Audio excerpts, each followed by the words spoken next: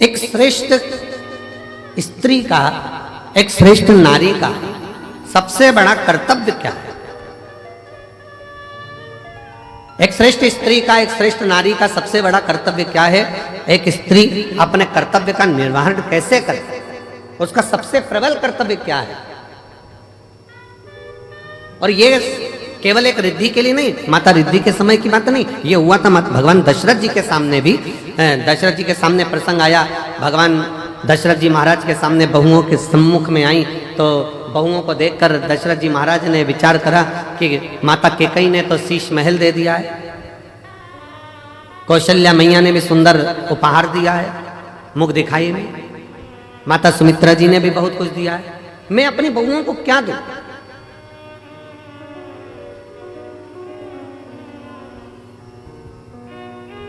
तब दशरथ मामा ने कुछ समय के बाद एक फल मां जानकी जी की गोद में दिया और कहा, इस फल से हमारे घर की मर्यादा का स्मरण करिए। जानकी माता ने उस फल के टुकड़े करे और वो फल दशरथ जी के हाथ में ले जाकर दिया। दशरथ जी ने देखा कि जितने मेरे घर के सदस्य हैं उतने उस फल के टुकड़े हैं। दशरथ जी ने अपनी बहू को साधुता दिया कि मेरे घर में जो बहू आई है वो श्रेष्ठ आई है। उसने ये दर्शाया है कि स्वयं अकेले नहीं खाना है, अपने माता पिता का संस्कार ये है कि घर में अगर थोड़ी सी भी सामग्री आए तो घर के जितने सदस्य हैं सब आपस में बांट कर खाएं, सब बांट कर खाएं। हमने पहले रुद्राक्ष उत्सव में एक कथा सुनाई थी, 5 तरह के चोरों का, 6 तरह के चोरों का वर्णन करा था कि चोटे कौन कौन सी क्वालिटी के होते हैं। जिनके स्मरण में होगा उनको मालूम होगा कि चोर कितनी कितनी क्वालिटी के होते हैं, उनकी कथा हमने कही थी। दूसरे के घर में से चोरी धन उठाकर लिया है वो भी चोर है, दूसरे का पड़ा हुआ सामान उठा ले वो भी चोर है, किसी के घर में बिना पूछे घुस गया वो भी चोर है। ऐसे चोरों की अलग अलग क्वालिटियां बताई थी। उसमें एक चोट्टा और बताया, वो कौन सा चोट्टा था? बाजार गया, खाने का सामान लाया, चुपचाप से जेब में रखा, पत्नी के कमरे में चला गया, दोनों ने मिलकर खा लिया, अपने बच्चों को दे दिया और घर में बूढ़े माँ बाप भूखे बैठे हैं, समझ लेना चोट्टा है, चोर है, वो भी चोर।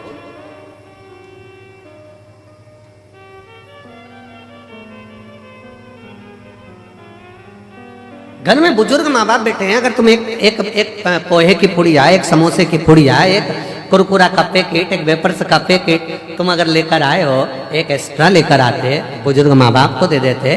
शास्त्र कहता है बच्चा और बूढ़ा एक समान होता है, जितनी खाने की ललकता बच्चों में होती है उतनी ललकता बूढ़ों में भी होती है, बुजुर्ग में भी होती है। थोड़ा सा समर्पण यदि आपका हो तो आपके जीवन की सहजता, सरलता और श्रेष्ठता हो जाए। चोरों में भी ये चोर माना गया कि आप स्वयं खा रहे हो, स्वयं ले रहे हो, यहां तक कहता है स्वयं खा लेना सुकृति है, छुड़ाकर खा लेना विकृति है, और बांट कर खाना यह भारत देश की संस्कृति है कि हम बांट कर खाएं।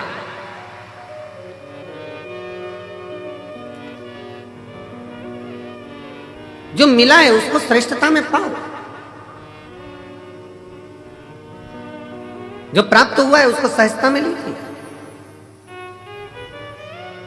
और ये सीखो शिव महापुराण के श्रोताओं से, जितनी कथा वो सुनते हैं, जितनी कथा वो ग्रहण करते हैं, जितनी कथा वो लेते हैं, उसमें से कई कथा वो अपने मोहल्ले में जाकर बांटते हैं, अपने मोहल्ले में जाकर कह देते हैं, लो हमने ये सुना था, हमने ग्रहण करा था, हमने धारण करा था, हमने लिया था। माता रिद्धि, माँ रिद्धि स्वयं करे। एक माता का, एक स्त्री का, एक महिला का, एक लड़की का कर्तव्य, एक बहू का कर्तव्य क्या है? एक महिला का, एक स्त्री का कर्तव्य क्या है?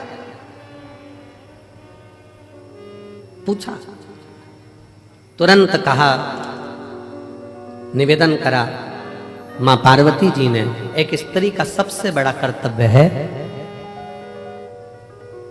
चाहे वो घर में रहने वाला बुजुर्ग हो, घर में रहने वाले उसके पति, घर में रहने वाला उसके बच्चे, घर में रहने वाले उसके ससुर, घर में रहने वाली उसकी सास, जितने भी घर में रह रहे हैं उन सब के चेहरे पर वो खुशी देखे, वो एक स्त्री का सबसे बड़ा कर्तव्य और एक स्त्री का सबसे बड़ा। प्रत्येक के चेहरा तुरंत पहचान जाए, आज मम्मी थोड़ी नाराज है, आज पापा के चेहरे पर हंसी नहीं है, आज भैया कुछ बात हो गई, आज भाभी के साथ में कुछ हुआ है, आज देवरानी के साथ कुछ हुआ है, आज देवर का चेहरा उतरा हुआ है, आज बच्चों का चेहरा उतरा हुआ है। जब सम्मुख में आए तो यहाँ तक उसके मुख पर ये रहे कि आज क्या बात है पापा जी, आपका चेहरा उतरा है, मम्मी क्या हो गया, भाभी जी क्या हो गया, भैया जी क्या हो गया, देवर जी क्या हो गया। उसका चेहरा देखकर पहचान जाए कि आज जरूर कोई बात है, और प्रयास करे कि उसके दुख को वो मिटा सके।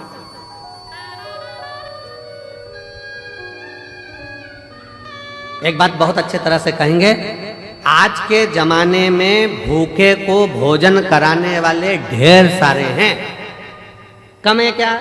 जम के बोलो जरा। आज के जमाने में भूखे को भोजन कराने वाले बहुत सारे हैं, पर आज के जमाने में जो भूखा है, जो भूखा रहता है, उसको कमाने का तरीका सिखाने वाले कम है।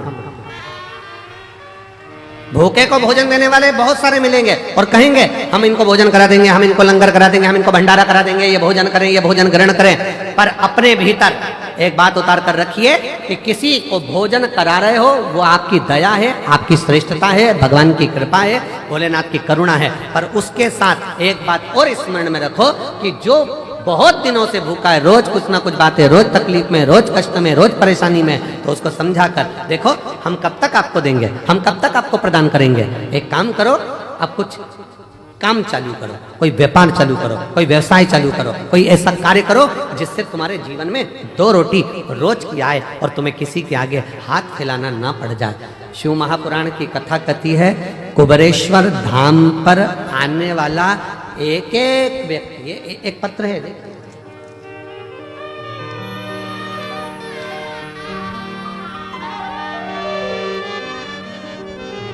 मेरा नाम डॉक्टर सोनू वर्मा, आवास विकास कॉलोनी हाथरस का रहने वाला हूँ। कहीं बैठे हो तो हाथ हिला सकते हैं, आप ही हैं, आ जाइए, एक बेलपत्र लेकर जाना, आ जाओ।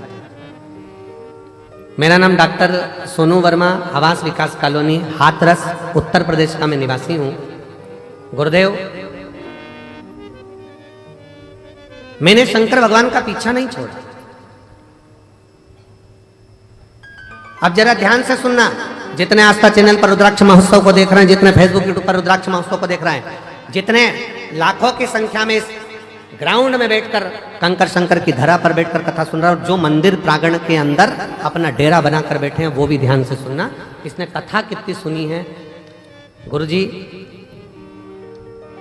मैं भी डॉक्टर और मैं एक अन्य डॉक्टर के साथ में मिलकर हम लोग हॉस्पिटल आदि चलाते थे, पर कोई बात के कारण बस वो अलग हो गया, मन खराब हो गया, परिवार पूरा टूट गया। विचार करने लगे अब करें तो एकदम करें क्या, हिस्सा जो उसका था वो पूरा चले गया और मिला कुछ नहीं, अब करें तो करें क्या। तब परिवार के लोगों ने कहा कि एक बार कुबेरेश्वर धाम चलो और कुबेर भंडारी से प्रार्थना करते हैं वहां चलकर। जब कुबेरेश्वर धाम आए, कुबेर भंडारी से वहां प्रार्थना करने के लिए आए और कुबेर भंडारी से अपन प्रार्थना करते हैं।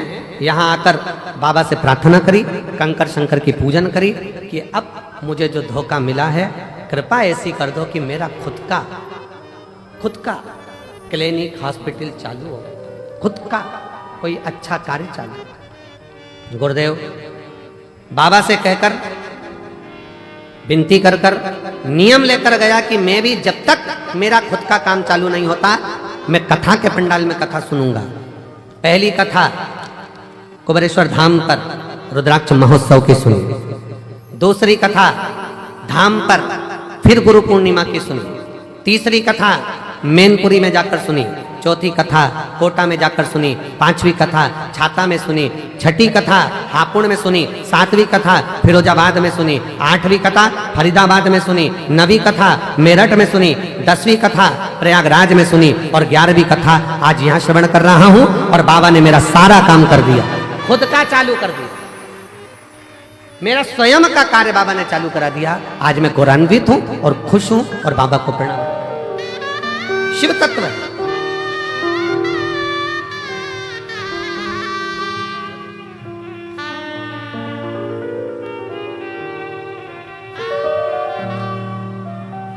और मैंने तेरे ही भरोसे बाबा, तेरे ही भरोसे हवा बिच उड़ती जवानी बाबा, डोर है तो छठी में कटी जवानी भोले मैं तेरी पतन, शंभो मैं तेरी पतन, हवा बिच उड़ती जवानी बाबा, डोर हथो छड़ीला में कटी जवानी। एक विश्वास अपने भीतर प्रकट करो।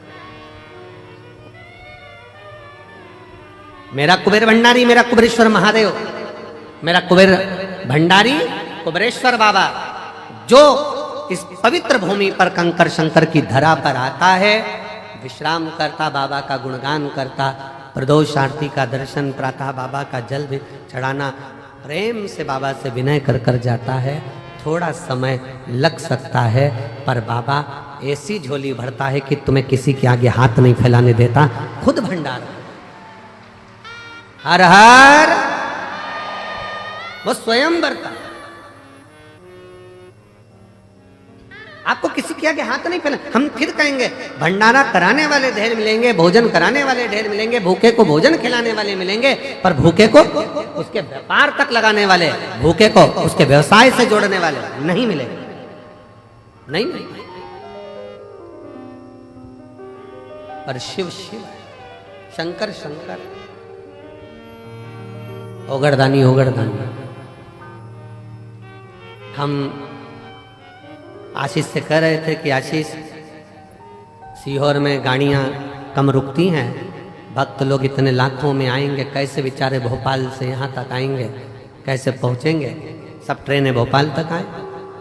और बाबा ने ऐसी कृपा करी कुबेर भंडारी ने कि सीहोर से निकलने वाली जितनी ट्रेन, चाहे गुजरात जा रही हो, चाहे इधर जा रही हो, बिहार जा रही हो, उत्तर प्रदेश जा रही हो, सीहोर से निकलने वाली प्रत्येक ट्रेन का स्टॉपेज मैं रेल विभाग को, रेल मंत्री जी को और मध्य प्रदेश शासन के माननीय मुख्यमंत्री डॉक्टर मोहन यादव जी को मैं बहुत बहुत साधुवाद देता हूं, जिन्होंने सारी ट्रेनों का स्टॉपेज यहां कर दिया। 25 तारीख से 4 मार्च तक, 25 फरवरी से 4 मार्च तक जितनी ट्रेनें सीहोर से गुजरेगी सब 2 मिनट के लिए रुकेगी। यात्री आराम से, जो नीमच, मंदसौर, रतलाम, काला पीपल, सुजालपुर, शाजापुर, भोपाल आदि सब दूर के यात्री आराम से आएंगे, आराम से जाएंगे।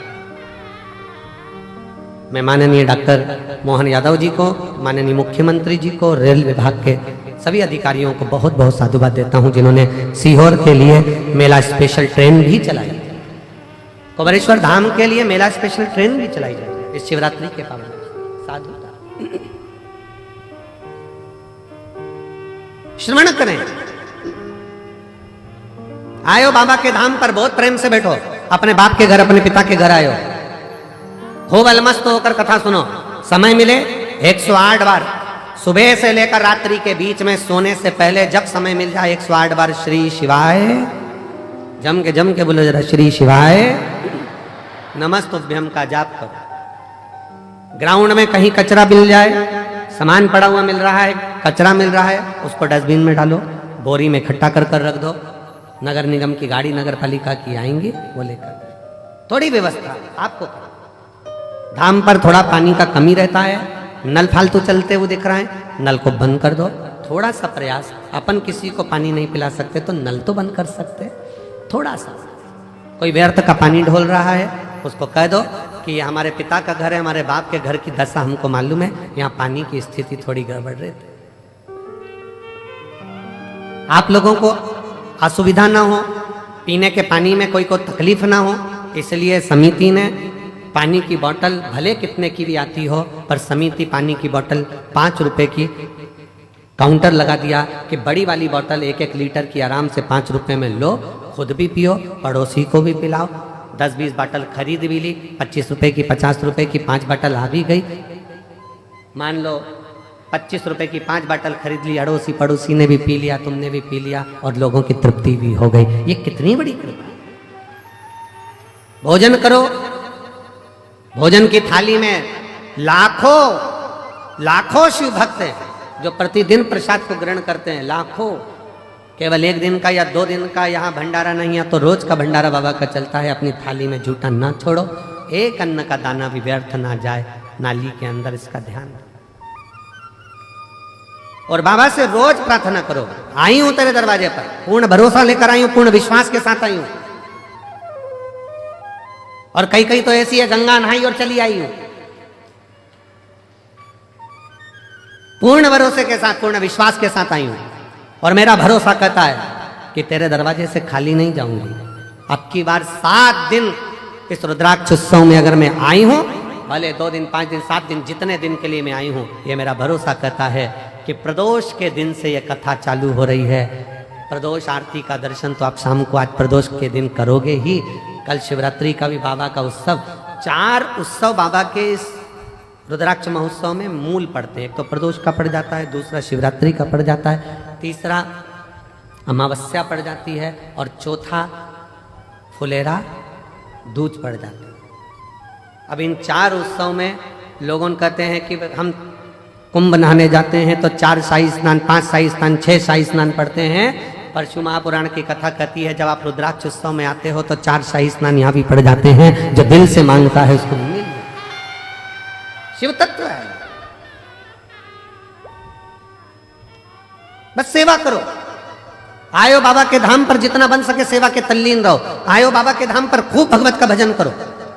केवल पंडाल में बैठना नहीं, आरती हो रही है सुबह की, दर्शन करो, शाम की आरती हो रही, दर्शन करो। अपन कहीं जा नहीं सकते, अपना धाम बाबा का कंकर शंकर पूजन करी, स्मरण करा, पूजन कर आनंद करो, विनय करो, निवेदन करो, अर्चना करो और खूब सेवा करो, खूब।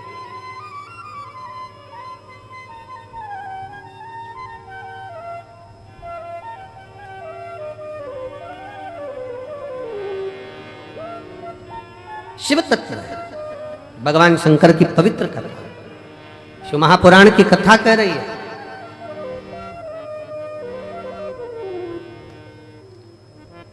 एक नारी का कर्तव्य, एक स्त्री का कर्तव्य है अपने परिवार के चेहरे पर प्रसन्नता लेकर, प्रसन्नता।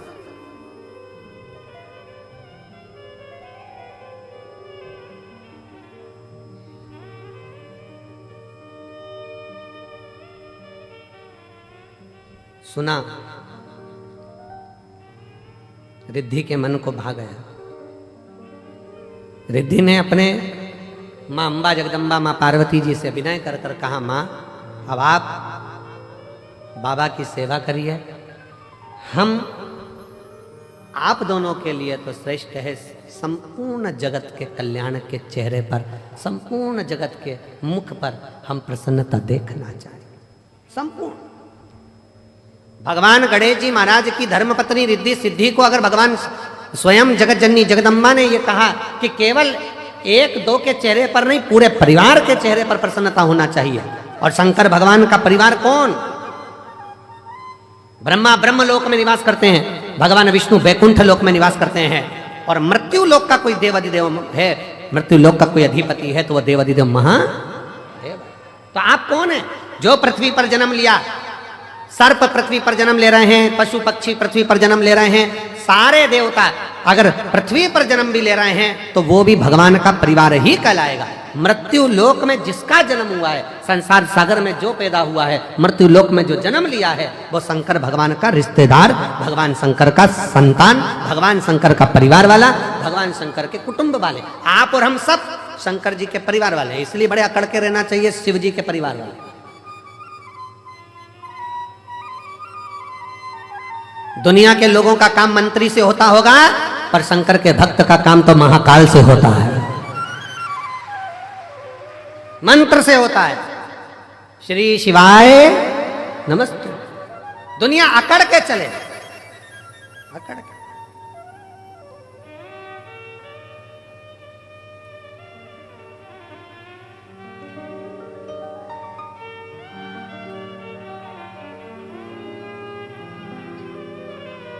और हम तो आवाज, आप लोगों की आवाज यहां तक पहुंचना चाहिए। हम तो बाबा के भरोसे चलते हैं, हम तो बाबा के भरोसे चलते हैं। ये दुनिया वाले जलते हैं, ये दुनिया वाले जलते हैं, हम तो बाबा के भरोसे चलते हैं। आप उसके आश्रित हो, उसके आश्रित, और उससे विनय करते हैं, निवेदन करते। एक पत्र है, देखिए, कावड़ के 2 लोटे भी पहुंचाए हो और पत्र भी। मैं रेखा रघुनाथ शिंदे, परभणी, महाराष्ट्र की रहने वाली हूँ। कहीं बैठी हैं? आप ही हैं? आ जाओ, आ जाइए। बेटी आई है क्या साथ में? नहीं आई है? आ जाओ, आप लोग आ जाओ, बेलपत्र ले जाओ। 8 अगस्त 2022 को मेरी छोटी बेटी 11 साल की अचानक हॉस्पिटल में भर्ती किया गया। तबीयत गड़बड़ हुई, आईसीयू में रखा गया। आईसीयू में रखा और बहुत तकलीफ से गुजर रही थी। डॉक्टर ने उसका ऑपरेशन करने के लिए कहा। उसे पेनक्रीज हुई, पर सूजन आ गई थी। उसके पेट में 3 गठान हो गई थी। मेरी बेटी से 11 साल की मेरी लड़की, जिसके पेट में 3 गठान हो गई, पेनक्रीज में सूजन आ गई। बेटी से मिलने मेरी सहेली आई, तभी उसने मुझे शिव महापुराण की कथा के बारे में बताया। मैं टीवी पर कथा देखती और हर दिन शंकर जी के मंदिर में जाकर जल और बेलपत्र लेकर उसे पिलाती। मेरे पूरे परिवार ने पशुपति व्रत किया और कहने बाबा से विनती करने लगे, अपने बच्चों के लिए कुछ भी कर सकती हूँ, ऐसा विचार कर आपकी कथाएं सुनती रही। गुरुजी, इतनी तकलीफ बच्ची को थी 2022 से। 17 कथा मैंने पंडालों में सुनी है अपनी लड़की के लिए। कारण डॉक्टर ने कह दिया था कि इसका ऑपरेशन हम उसके गर्भ के गठान का कर देंगे, पर जब ये बड़ी होगी उस समय पर ये गठान जो है इसकी सरल नहीं है, सहज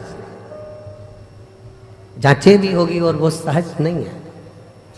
बड़ी बीमारी के चांस बताए। टेंशन में पूरा घर हो गया। ऑपरेशन कर भी देंगे, पर वो ऑपरेशन होने के बाद इसकी क्या स्थिति रहे वो कुछ नहीं कर सकते।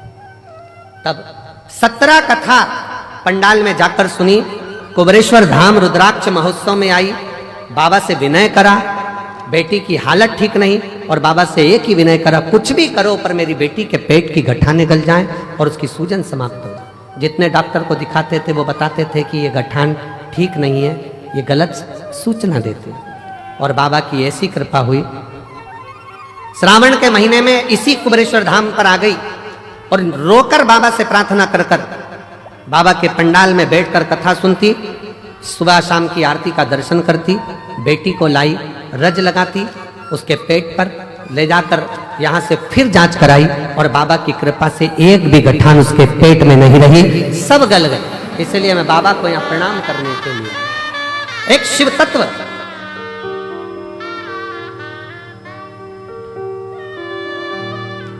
गुरुजी, दुनिया हंसती है क्या कथा सुनने से, क्या दुख चले जाता है? पर कोई मुझसे पूछे कि मेरी बेटी को नया जीवन दिया है शिव महापुराण की कथा। शिव तत्व।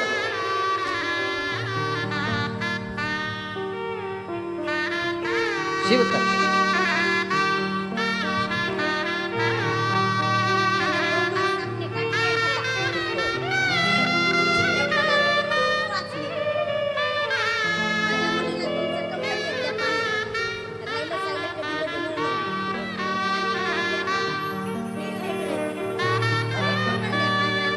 क्यों?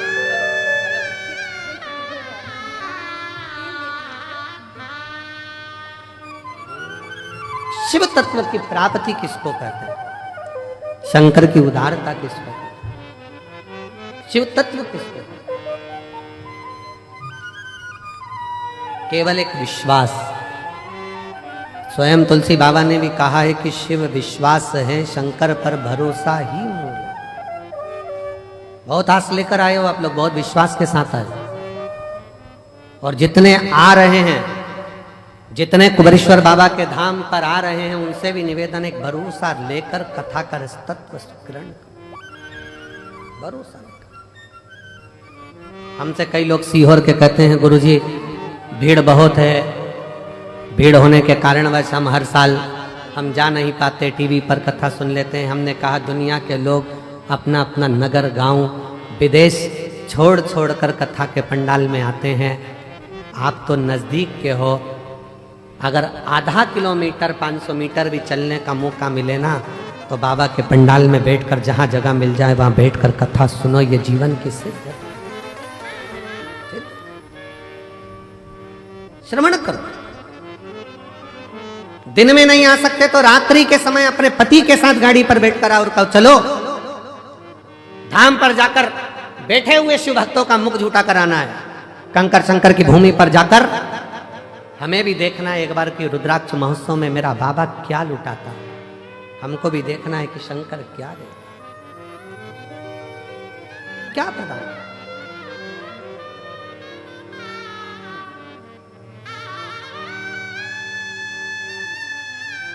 जितने सीहोर के नजदीक के गांव के आसपास के क्षेत्र के 100-200 किलोमीटर, 50-150-200 किलोमीटर के भक्त हैं, कई लोगों को तो सालों सालों में शिव पुराण की कथा यहाँ मिल नहीं पाती। पर उनके अंदर नहीं, हम बाबा के दरवाजे पर जाकर एक बार तो उसके द्वार पर बैठकर कथा कर तत्व ग्रहण करें, सुने, धारण देगा। और झोली मेरी तंग है, तेरे यहाँ कमी नहीं, झोली मेरी तंग है, बाबा तेरे यहाँ कमी।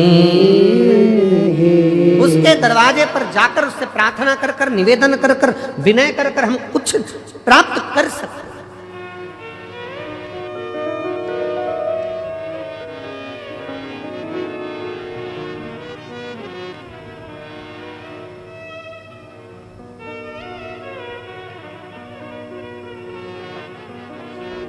एक यहाँ हरियाणा के गोयल जी बैठे हैं। जब वो प्रथम में आए थे, कहीं बैठे होंगे, कहाँ बैठे हैं गोयल जी, हाथ हिलाओ जरा।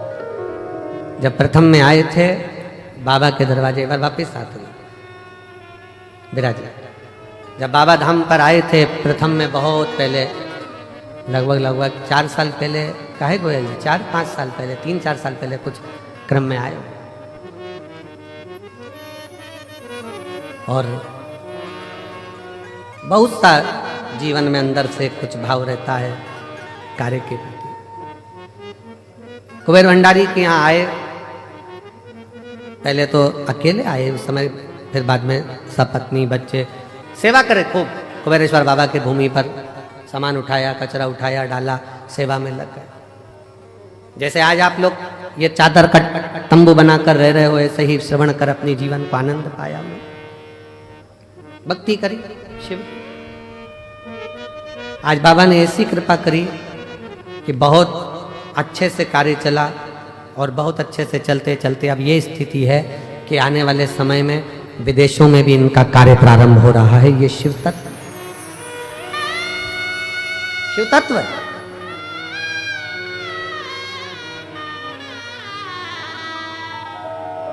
कुबेरेश्वर बाबा की भूमि, कुबेर भंडारी का ये कंकर शंकर आपके हाथ को ऐसा नहीं होने देता। कुबेरेश्वर बाबा की भूमि पर जो आकर गया है उसका हाथ कभी ऐसा नहीं हुआ, उसका हाथ हमेशा ऐसा ही हुआ है। देता रहा, प्राण करता रहा, देता देता।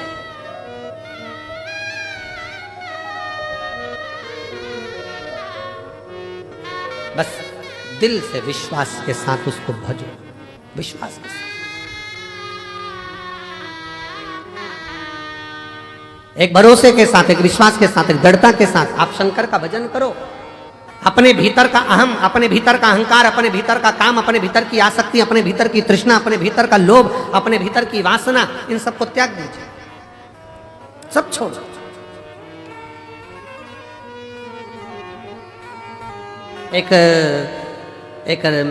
एक जौहरी के पास में दो हीरे थे, बड़े बिल्कुल बहुत जोरदार हीरे। दो हीरे थे एक जौहरी के पास में, और दोनों कीमत वाले थे दोनों। पर जौहरी को मालूम था, उसके बाप ने, उसके पिताजी ने बताया था। उसके पिताजी बोले थे कि इसमें एक हीरा असली और एक हीरा नकली। अब जिसको भी दिखाता वो तो हीरे वाले कह देते हैं नहीं दोनों एक जैसे हैं, दोनों सेम, दोनों की क्वालिटी, दोनों का कैरेट, दोनों का नक्काशी, दोनों एक जैसी, दोनों की कीमत करोड़ों में। परंतु उसके पिताजी ने कहा था कि इसमें एक हीरा असली है और एक हीरा नकली। अब जौहरी ने विचार करा, पिताजी ने अच्छा खासा व्यापार दे दिया कि इसमें एक हीरा असली और एक हीरा नकली।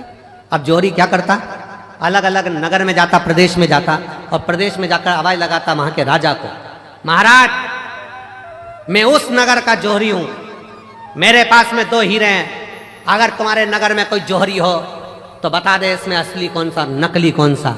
अगर किसी जौहरी ने मुझे नकली हीरा बता दिया इसमें से, तो मैं अपनी पूरी प्रॉपर्टी, पूरी जमीन उसको दे दूंगा। और अगर नहीं बता पाया महाराज, तो आपको राजघराने में से 5000 एकड़ जमीन, 5000 बीघा जमीन और 1.25 लाख सोने की मोहरें देना पड़ेगी। अब राजा के पास में जब चैलेंज जाता, तो राजा ने अपने अपने नगर में बहुत अच्छे अच्छे जौहरी रहते, उन्होंने बुलाया, लाओ बताओ इसमें असली कौन सा, नकली कौन सा, इसमें से बताया जाए असली कौन सा, नकली कौन सा। जौहरी को बुलाते, वो दूरबीन लगाते हैं, नाप तोल करते, सब कुछ देखते, पर कह देते नहीं साहब ये तो दोनों ही असली है, दोनों का कैरेट एक जैसा, दोनों बढ़िया, दोनों बढ़िया। नहीं महाराज, आखिरी में वो बता नहीं पाता कि नकली कौन सा है, तो राजा उसको पैसे देकर भेज देता। पर एक नगर में गया तो वहां जाकर चिल्लाया कि इसमें से नकली बता दो कौन सा है, इसमें असली कौन सा है और नकली कौन सा है। वहां पर भी हार रहा था। वहीं पर एक संत बैठा हुआ, एक साधु, एक संत बैठा। संत के पास सूचना गई, बताओ इसमें असली कौन सा, नकली कौन सा। जौहरी हार गए। संत ने कहा महाराज आपसे निवेदन है कि इन हीरों को मुझे दिया जाए, मैं बता देता हूं आधे घंटे के अंदर मैं आपको बता दूंगा। इतने में तो जौहरी ने मन में सोचा, अभी तक इस हीरे की जांच केवल जौहरी कर रहे थे, पर आज हीरे की जांच करने के लिए संत आगे आ गए, क्या है इसमें ऐसा। संत ने कहा मैं बता सकता हूं इसमें असली कौन सा, नकली कौन सा। जौहरी ने हंसकर कहा महाराज अगर आपके नगर का संत बताएगा तो 10,000 बीघा जमीन देना पड़ेगी 5,000 की जगह। राजा ने भी संत को बुलाकर कहा महाराज क्यों लुटवा रहे हो, 5,000 ही जाने दो, क्यों कह रहे हो। नहीं महाराज, संत ने कहा तो मैं असली और नकली बताकर ही मानूंगा। ठीक है महाराज, अगर तुमने 5,000 की जगह 10,000 जमीन दिलवा दी ना, तो तुम भी सोच लेना सूली पे टांग दूंगा। राजा कहे, संत कहे मंजूर है तुम मुझे सूली पर टांग देना, पर आज बता के मानूंगा इसमें असली हीरा कौन सा, नकली कौन सा। तो ले जाओ। संत दोनों हीरो को ले गया, दोनों को ले जाके जमीन पर रख दिया, दोनों को रख दिया, बैठ गए। 20 मिनट बाद उठकर गया संत, हीरा उठाया, दूसरा हीरा उठाया और राजा के हाथ में दे दिया। ये जो दूसरा हीरा है ना, ये नकली है। जौहरी ने कहा तुम कैसे कह सकते हो कि ये असली और ये नकली है। संत ने कहा, थोड़ी सी गर्मी पाकर जो गर्म हो जाता है वो कांच है, थोड़ी सी गर्मी पाकर भी जो ठंडा रहे वो हीरा है। धन की थोड़ी सी गर्मी पाई और गर्म हो गए तो मुझे जानता नहीं है, पहचानता नहीं है, मैं ये हूं, मैं वो। कांच। काया की थोड़ी सी गर्मी मिल गई, मैं बड़ा सुंदर, मैं बड़ी सुंदर, मैं बड़ा सुंदर, बड़ी सुंदर। काया की गर्मी आ गई। बात बात में कह देना अपना चेहरा देख कर, चल अपना चेहरा देख कर। गर्मी कांच का टुकड़ा। धन की गर्मी, वैभव की गर्मी, सत्ता की गर्मी, जरा सी कुर्सी आई, पद मिल गया, प्रतिष्ठा मिल गई, कुर्सी मिल गई, सत्ता मिल गई, अहंकार में फूल गए सब। तो मुझे जानते नहीं हो, मेरे पास ये पद है, मैं वो हूं, मैं वो हूं। गए, समझ गए कि ये कांच है। हीरा कितनी भी गर्मी पड़ जाए पर हीरा अपना तत्व नहीं भूलता। हीरा ठंडा की ठंडा ही रहता है, वो भले करोड़ों का।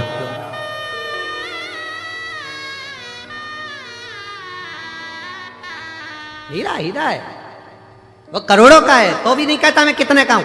वो अपनी गर्मी सामने नहीं प्रस्तुत करता, वो अपनी ठंडकता देता है, अपने भीतर की ठंडकता देता है। आप कितने भी ओहदे पर पहुंच जाओ, कितने बड़े पद पर पहुंच जाओ, कितनी बड़ी कुर्सी पर पहुंच जाओ, कितने बड़े अधिकारी बन जाओ, कितने बड़े मिनिस्टर बन जाओ, कितने बड़े मंत्री बन जाओ, कितने बड़े संतरी बन जाओ, कितनी भी पद पर पहुंच जाओ, पर याद रखना अगर ओरिजिनल हीरे होना, ओरिजिनल हीरे होना तो अपने को अंदर से तपाना मती, कूल रहना, ठंडे कूल। जरा सा वैभव आया, मकान बन गया, जोरदार बंगला बन गया, जोरदार गाड़ी आ गई और मालूम पड़ा किसी को गिने ही ना तो समझ लेना कांच का टुकड़ा है, थोड़े दिन का, हल्का सस्ता। समझ? तुम देखो कई घर में बहुत, वैसे तो आजकल की जितनी बहुएं आती हैं, बेटियां आती हैं, वो ऐसा व्यवहार नहीं रखती हैं, पर पूर्व समय के बहुत सारी फिल्में जो बनती थी ना, पहले के समय में जो फिल्म बनती थी आप उसको देखना, उन फिल्मों में बहुआं आती थी और अपना रोल अदा करती थी। और तुम मुझे जानती नहीं हो, जेठानी से कहे तुम काम करो, मैं तो अप टू डेट, देवरानी से कहे तू कर, मैं अप टू डेट। ये क्यों दिखाते थे? उसमें यही दिखाते थे कि गर्मी है, जो गर्म हो रहा है, धन को देखकर, वैभव को देखकर, सत्ता को देखकर, अपने धन और वैभव, सत्ता, प्रतिष्ठा को देखकर जो गर्म हो रहा है वो कांच का टुकड़ा है, उसमें हीरापन नहीं है। हीरा वो होता है जो अपनी कीमत ही नहीं बोलता, वो अपनी कीमत बोलता ही नहीं। नम्रता उसकी कीमत, सहजता उसकी कीमत।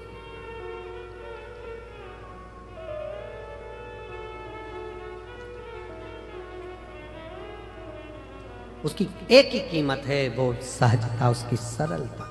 मेरे शंकर भगवान में बहुत बड़ी नम्रता, सरलता, सहजता कितनी होगी जरा विचार करिएगा।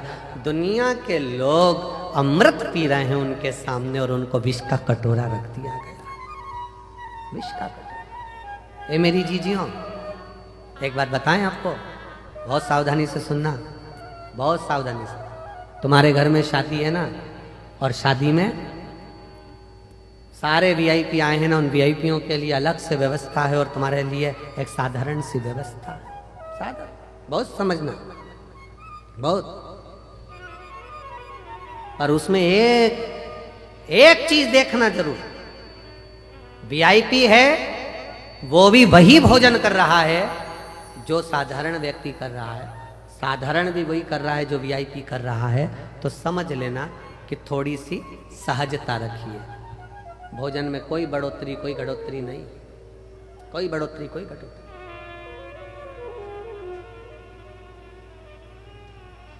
विवाह में आए, शादी में आए और अहंकारिता का शब्द का संबोधन तुम्हारे भीतर आ गया तो वो श्रेष्ठता नहीं। कांच गर्म हो जाता है, हीरा गर्म नहीं होता। हीरा की सस्ता है, कूल रहना, ठंडा रहना, सरल रहना। धन कितना भी बढ़ जाए, कितने बड़े भी वैभवपति बन जाओ, धनपति बन जाओ, सत्तापति बन जाओ, तुम्हारे पास में कुछ भी आ जाए, और अपनी नम्रता को मत खोना, अपनी नम्रता। हमारे सीहोर के गांधी रोड पर रहने वाले श्री कमल जी झवर, एक बार उनके यहाँ VLM मध्य में जब सीओर थे तो एक दिन कार्यक्रम के लिए वहाँ पहुँचे थे। झवर जी के, सुमित झवर के यहाँ कार्य था, वहाँ पहुँचे तो वो कमल झवर जी एक बात कह रहे थे कि गुरु जी, जब भी मेरा मन छोटा बनने का होता है ना, तो मेरी उम्र से जो बड़े हैं मैं उनके पास जाकर बैठ जाता हूं। जो मेरी उम्र से बड़े हैं मैं उनके पास जाकर बैठ जाता हूं। क्यों? मां के पास जाकर बैठोगे तो मां तुमको बच्चा ही समझेगी, और घर के बड़ों के पास जाकर बैठोगे तो वो तुम्हें पप्पू बप्पू सब गोलू ही समझेंगे। छोटा है, छोटा है, छोटा है। अपनी उम्र पत्नी के साथ बैठे हो तो भी तुमको ये महसूस हो सकता है अब थोड़ी उम्र बढ़ती चली जा रही है। अपने बच्चों को देखोगे तो ऐसा लगता है कि अब ये बड़े हो गए, हमारी उम्र घटती चली जा रही है। पर अपनी माँ के पास, अपने पिता के पास, अपने ताऊ के पास, अपनी ताई के पास, अपने गांव में, अपने नगर में, अपने शहर में रहने वाले बुजुर्गों के पास आधा घंटा जाकर बैठोगे ना तो तुमको वही महसूस होने लगेगा कि आप वही छोटे के छोटे हो और ये सब बड़े हैं। और सहजता का, प्रेम का, एक वात्सल्य का स्मरण, सरलता, नम्रता उसमें आ जाए। और हमारा आपसे भी निवेदन है, वो शब्दों का स्मरण रखिएगा आपके भीतर। कुछ शब्द ऐसे होते हैं जो अपने जीवन में उतारने के लिए होते हैं। जब लगे आपको मेरी उम्र बहुत बढ़ गई है, 60 साल का हो गया, 70 साल का हो गया, बाल ऐसे हो रहे हैं, तो 70 साल वालों से भी निवेदन है, तुम्हारे कोई बुजुर्ग हो, तुम्हारे पहचान वाले कोई ताऊ हो, तुम्हारे घर के जो बुजुर्ग हो, आधे घंटे उनके पास जाकर बैठना। ऐसा लगेगा कि तुम अभी छोटे हो, बड़े तो ये बैठे, अभी छोटे हो, बड़े तो ये बैठे। और फिर निवेदन है, जितनी मेरी जीजियां कुबरेश्वर धाम पर आए, जितने मेरे जीजा कुबरेश्वर धाम पर आए, जितने मेरी बेटियां बेटे कुबरेश्वर धाम पर आए, आप ये मानकर चलना हमारा बाप अभी सिर पर बैठा है, हमारी पूरी जिंदगी इसी के सुप्रत है, ये संभालेगा, देगा और भरेगा, वो करेगा। मेरा शिव है। अहमता जब भीतर में आ जाए, अहंकार जब तुम्हारे भीतर आ जाए, उसको त्यागने का प्रयास करिए, उसको छोड़ने का प्रयास। भगवान शंकर के सम्मुख में देवता अमृत लेकर बैठे हैं, भगवान शंकर के सामने विष रखा है। नम्रता देखिए, पार्वती जी कर रही है, विष मत पीना प्रभु। भगवान विष्णु, भगवान ब्रह्मा, इंद्र, गरुण, वरुण, सारे 33 कोटि देवता अमृत पी रहे हैं और तुम विष पी रहे। भगवान कहते हैं मैं विष पीऊंगा। क्यों? क्यों? किस लिए? शंकर भगवान कहते हैं मैं विष कोई नहीं पिएगा तो इस पृथ्वी पर डाल दिया जाएगा। पृथ्वी पर अगर विष का कटोरा रखा गया ना, विष का एक बूंद भी अगर पृथ्वी पर गिर गया ना, ये पूरी पृथ्वी बंजर हो जाएगी, वृक्ष सूख जाएंगे, पक्षी मर जाएंगे, पशु तड़पेंगे, मनुष्य तो कहाँ समा जाएगा, दिखेगा नहीं। भगवान कहते हैं मैं देवताओं के लिए विष नहीं पी रहा हूं। शंकर भगवान कहते हैं मैं तो मेरे इस परिवार के लिए विष पी रहा हूं, जिसको पीकर मैं इनको बचाना चाहता हूं। चलो एक बात अच्छे से समझो, समझिएगा जरा। 4 जगह पर क्या गिरा था जो कुंभ होता है? 4 जगह पर क्या गिरा था?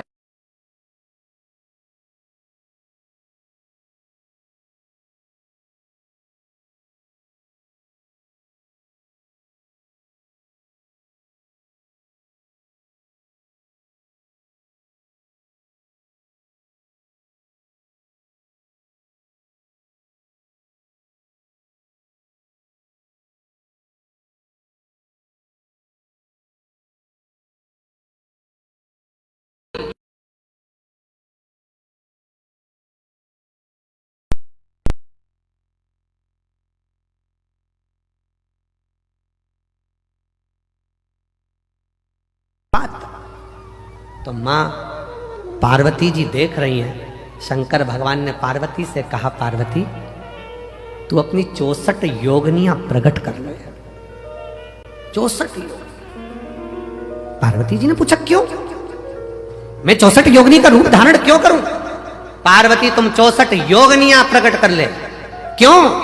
हे जगत जननी, जब मैं विष पीऊंगा ना, मान लो भूल से भी अगर ये कटोरे में से, पात्र में से अगर भूमि पर गिरेगा ना, तो मेरे ये बच्चे, ये पूरी पृथ्वी नष्ट हो जाएगी। एक काम करना, विष की अगर बूंद पृथ्वी पर गिरे तो शक्ति तुम उसको धारण कर लेना, 64 योगिनियों देवियों तुम उसको धारण कर लेना। तो जितना विष शंकर भगवान ने ग्रहण करा है उतना हलाहल मां जगत जननी कंठ पर बैठकर भी धारण करी है, स्वयं कंठ पर।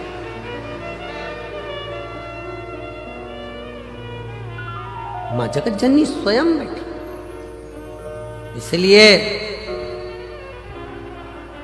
इसलिए सहजता में, सरलता में, शुद्ध तत्व में वर्णन किया गया। शंकर भगवान जोड़ते हैं, सबको एकाग्रित करने का प्रयास करते हैं, इसलिए उनको संजोया जाता है, संजोया। ये पृथ्वी को खोदते हैं, पूरे विश्व में, विदेशों में पृथ्वी को खोदा, शिवलिंग मिला, देश में पृथ्वी को खोद रहे हैं, शिवलिंग मिल रहा है। शिव तत्व जोड़ने का काम करता है, शिव तत्व संजोने का काम करता है, जोड़ने का काम करता है। जो जोड़ता है उसको संजो कर, उसको संभाल कर रखा जाता है। दर्जी की दुकान पर गए हो कभी तुम लोग? अरे बोलो तो जम के बोलो जरा, गए हो? दर्जी की दुकान पर गए होगे तो उसके पास में 2 चीजें रहती है, एक कैंची रहती है, एक सुई रहती है। कैंची को तो दर्जी पांव के नीचे रख लेता है, बोलो रखता है कि नहीं रखता? इधर पटक देगा, उधर पटक देगा, पांव के नीचे रख लेगा। और सुई दर्जी पांव के नीचे रखता है, इधर उधर पटकता है? नहीं, सुई तुरंत उसने टोपी निकाली, वापिस लगा ली। सुई को टोपी में खोस कर रखता है, क्योंकि जो जोड़ने का काम करते हैं उसको संभालना पड़ता है, जो काटने का काम करते हैं उसको भगाना पड़ता है। सुई जोड़ रही है, सुई जोड़ने का काम कर रही है, उसको टोपी में लगाया गया, उसको संभाला गया। हमारे यहाँ गांधी रोड पे बहुत सारे दर्जी बाबा होंगे, बहुत। हमारे जब हम वहां जाते तो सब कैंची को साइड में पटक कर रखा, साइड में, और सुई टोपी में लगा ली उन्होंने, तुरंत टोपी के अंदर उसको संभाल के रख, डब्बी के अंदर उसको कपड़े के अंदर खोस के रख दी, ये गिर जाएगी। मेरी जीजियां भी जब काम करती हैं सिलाई का तो वो भी अपनी सुई को बड़े संभाल कर कपड़े में खोस कर रखती है। कैंची तो पटक दी, ड्राज में डाल दो, नीचे रख दो, पड़ी रहने दो। काटने का काम कर रही, इसलिए पड़ी हुई है। जो जोड़ रहा है उसको संजोया गया, उसको संजोया। सेवा का शिव तत्व में आनंद था, सेवा।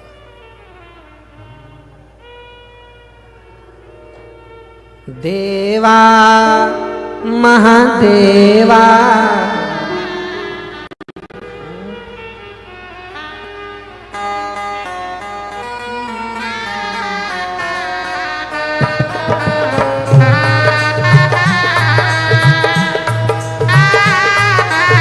दोनों हाथों से पीछे वाले जो मंदिर के अंदर बैठे हैं, तंबू लगा लगा कर वो भी दोनों हाथों से।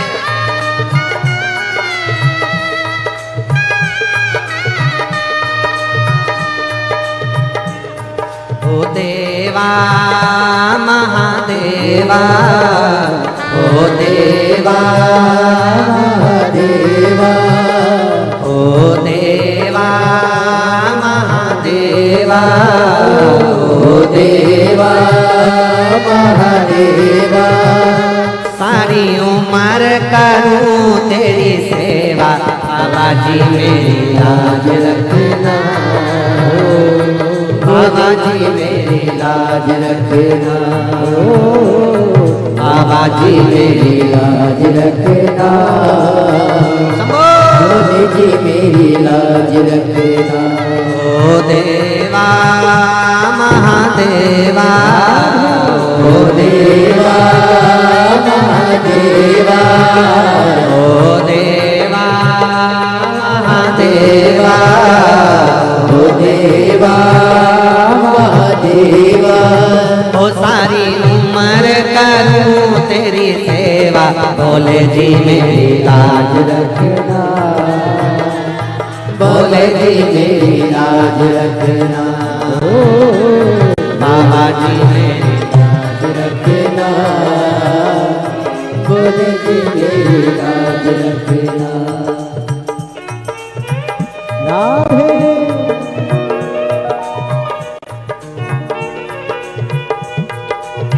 हरि बोल।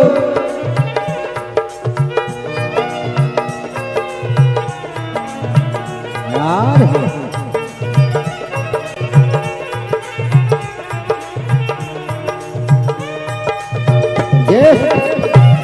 राधे हरि बोल।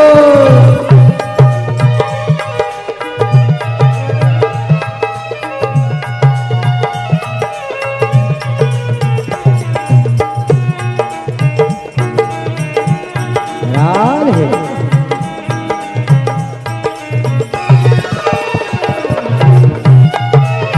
राधे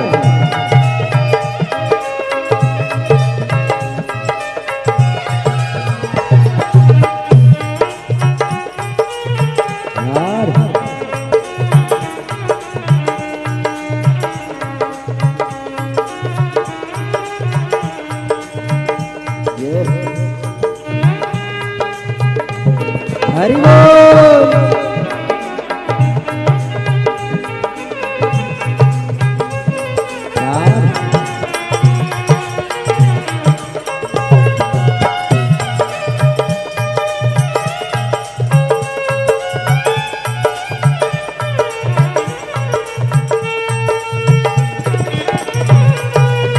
हरि बोल।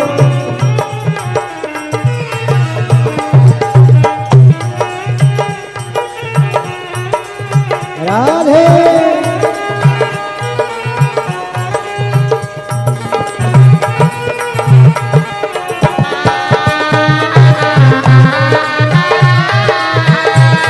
हरि बोल। राधे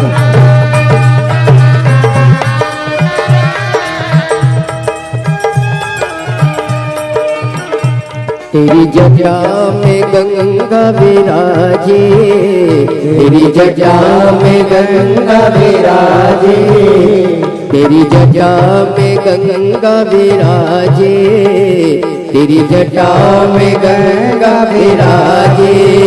सब भक्त लगा रे गोता, बोले जी मेरी लाज रखना, बाबा जी मेरी लाज रखना, भोले जी मेरी लाज रखना, बाबा जी मेरी लाज रखना।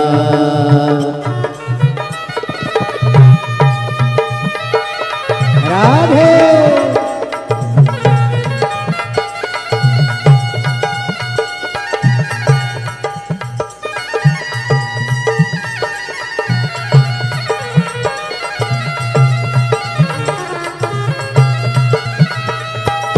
हरि बोल। राधे राधे शंभो।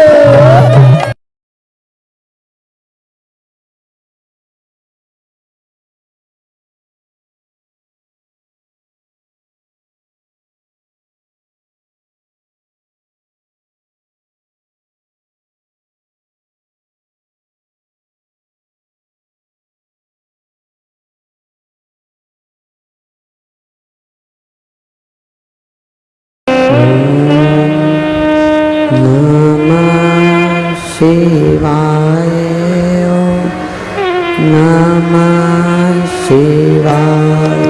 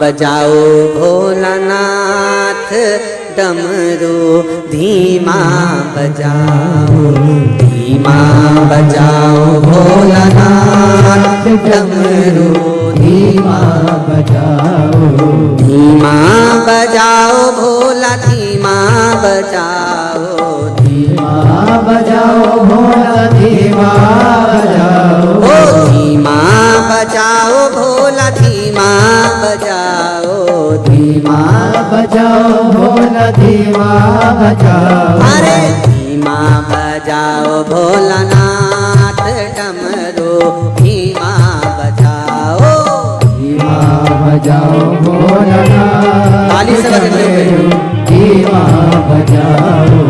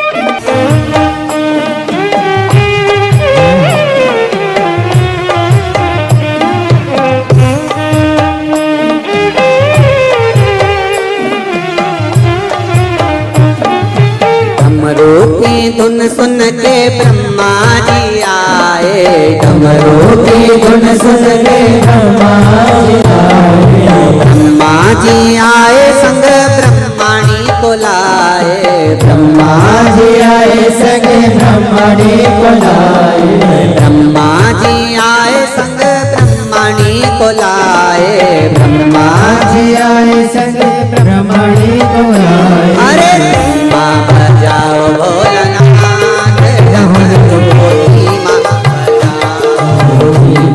बजाओ भोलानाथ धीमा बजाओ, अरे धीमा बजाओ भोलानाथ डमरू धीमा बजाओ, धीमा बजाओ भोलानाथ डमरू धीमा बजाओ, अरे धीमा बजाओ भोला धीमा बजाओ, धीमा बजाओ भोला धीमा बजाओ, धीमा बजाओ भोला धीमा बजाओ, धीमा बजाओ भोला धीमा बजाओ, अरे धीमा बजाओ भोलानाथ डमरू धीमा बजाओ, धीमा बजाओ भोलानाथ डमरू धीमा बजाओ। शंभो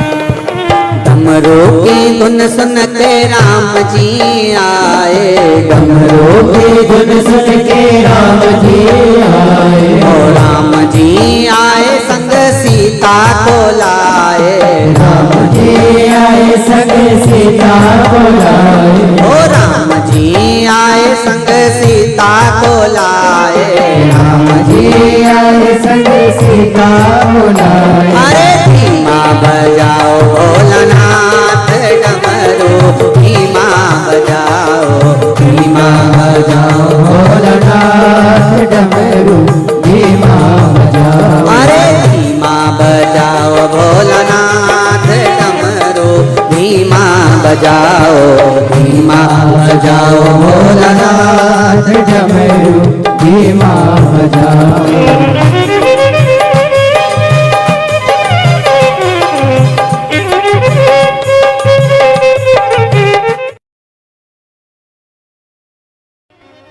बस कर्म ठीक करो, मत बुरे कर्म कर बंदे, वरना पछताएगा। भगवान की आंखों से तू बच नहीं पाएगा, तू बच नहीं पाएगा। अरे ओ अज्ञानी मत करना नानी, अरे ओ अज्ञानी मत करना नानी।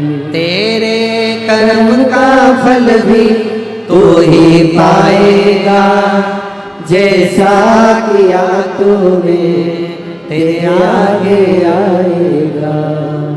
मत बुरे कर्म कर बंदे, वरना पछताएगा।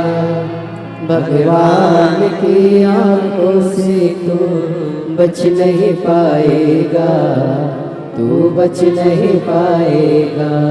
आप जैसा कर्म करेंगे वैसा फल मिलना है, वो फल प्राप्त ही होगा।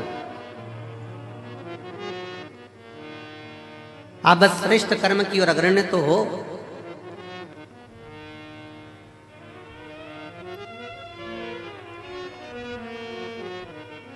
शिव महापुराण की कथा कहती है सत्य टिकता है और असत्य मिटता है। सत्य टिक जाता है, बहुत लंबा टिकेगा। आप सत्य के पथ पर चलिए, अपनी मेहनत करते हुए, अपने कर्म को करते हुए, अपनी लगनता को बढ़ाते हुए, अपनी मेहनत को बढ़ाते हुए, अपने कर्म को आगे बढ़ाते बढ़ाते बढ़ाते बढ़ाते जब अग्रणता में बढ़ोगे तो निश्चित है कि आपका भाग्य बदलेगा। एक बड़ा सुंदर प्रसंग है।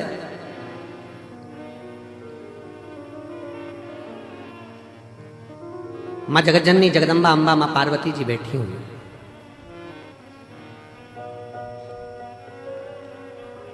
और माँ अम्बा माँ जगज्जननी जगदम्बा माँ पार्वती जी विराजमान है।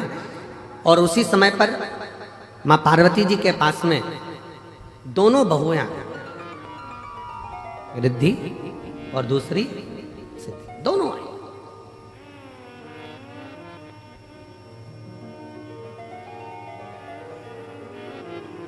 दोनों बैठी, प्रणाम किया।